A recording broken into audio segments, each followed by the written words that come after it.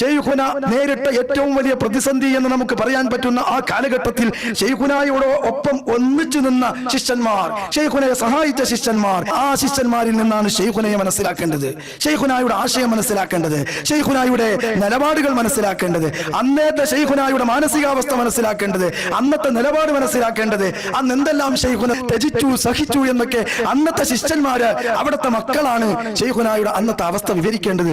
അവർ വിവരിച്ചതാണ് ഞാൻ പറയുന്നത്. ശൈഖുന അവർകൾ വളരെ പ്രയാസപ്പെട്ടു. എന്തിന്? അള്ളാഹുവിന്റെ ദീന് നിലനിൽക്കണമെന്ന ചിന്ത. പൊരുത്തപ്പെടാമായിരുന്നു.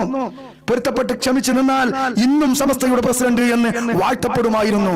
എതിർപ്പുകൾ ഉണ്ടാകുമായിരുന്നില്ല. ആളുകൾ ചെറുതാക്കുമായിരുന്നില്ല. ശൈഖുന അവറുകളോട് പറഞ്ഞുവല്ലോ, കേരളത്തിൽ അറിയപ്പെട്ട ഒരു സയ്യിദ്, നിങ്ങൾ ഇതിനെതിർത്താൽ നിങ്ങൾ ഒറ്റപ്പെടും എന്ന് ശൈഖുന അവറുകളോട് പറഞ്ഞപ്പോൾ ആ മഹാനായ ശൈഖുന എന്താണ് പറഞ്ഞത്? ഞാനും ഉമ്മയുടെ പള്ളിയിൽ ഒറ്റക്കായിരുന്നു, എന്നെ ഖബറിലും ഒറ്റക്കാണ്.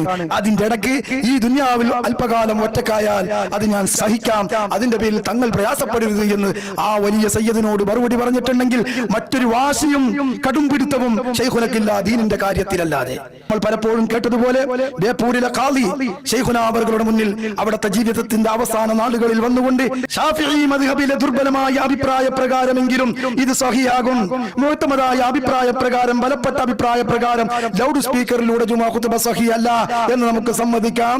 ബലമില്ലാത്ത ദുർബലപ്പെട്ട ഒരു അഭിപ്രായം കൊണ്ട് സഹിയാണെന്ന് സമ്മതിച്ച് നമുക്കൊരു ഒത്തുതീർപ്പിലേക്ക് പോയിക്കൂടെ എന്ന് ബേപ്പൂര് ഖാദി ചോദിച്ചപ്പോ മഹാനായ ശൈഖുന അവറുകൾ ചോദിച്ചത്, ശാഫിഈ മദ്ഹബിൽ അങ്ങനെ ദുർബലപ്പെട്ട ഒരു അഭിപ്രായം ഉണ്ടായിരുന്നുവെങ്കിൽ ഖാദിയാരെ ഞാനിത് പറയുമായിരുന്നോ എന്ന് ആ ഖാദിയോട് ചോദിച്ച വന്യരായ ശൈഖുന. വേറെ ഒരു താല്പര്യവും ഇതിന്റെ പേരിലില്ല.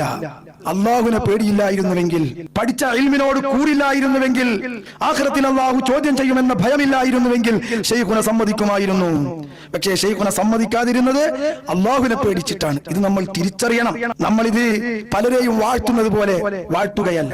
വണ്ടൂർ ശൈഖുനയെയും നാദാപുരത്തെ കിയനോറെയും ഇതുപോലെയുള്ള കേരള സംസ്ഥാന ജംഇയ്യത്തുൽ ഉലമായിലെ വലിയ വലിയ മഹത്തുക്കളെ നമ്മൾ വാഴ്ത്തുന്നത് മറ്റുള്ള സംഘടനയിലുള്ള ആളുകൾ അവരുടെ നേതാക്കളെ വാഴ്ത്തുന്നത് പോലെയല്ല.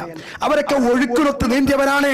കേരള ഉലമാക്കൾക്കിടയിൽ വലിയ പ്രതിസന്ധി നേരിട്ടപ്പോൾ ഒഴുക്കിനൊത്ത് നീന്തിയവരാണ്. ഒഴുക്കിനൊത്ത് നീന്താൻ ആർക്കും സാധിക്കും.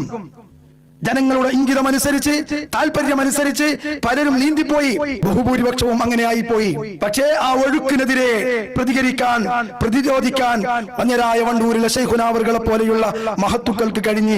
ഇതാണ് ശൈഖുനായുടെ പവറും വാഴ്ത്തപ്പെടേണ്ട സ്ഥാനവും. ഒഴുക്കിനൊത്ത് നീന്തിപ്പോകാൻ ആർക്കും സാധിക്കും. അവരെയല്ല വാഴ്ത്തപ്പെടേണ്ടത്. അവരെല്ലാം വലിയ വലിയ ഉലമാക്കൾ, വലിയ വലിയ ഉലമാക്കൾ ദീനിന് പ്രതിസന്ധി നേരിട്ടപ്പോ, ഇബാദത്തിനെ തകർക്കുന്ന ഒരു അവസ്ഥ വന്നപ്പോ അതിനെതിരെ തന്റെ സ്ഥാനം നോക്കിയില്ല. തനിക്ക് നഷ്ടം വരുന്നത് പരിഗണിച്ചില്ല. തന്റെ ശിഷ്യന്മാർക്ക് പ്രയാസം വരുമെന്ന് ഓർത്തില്ല.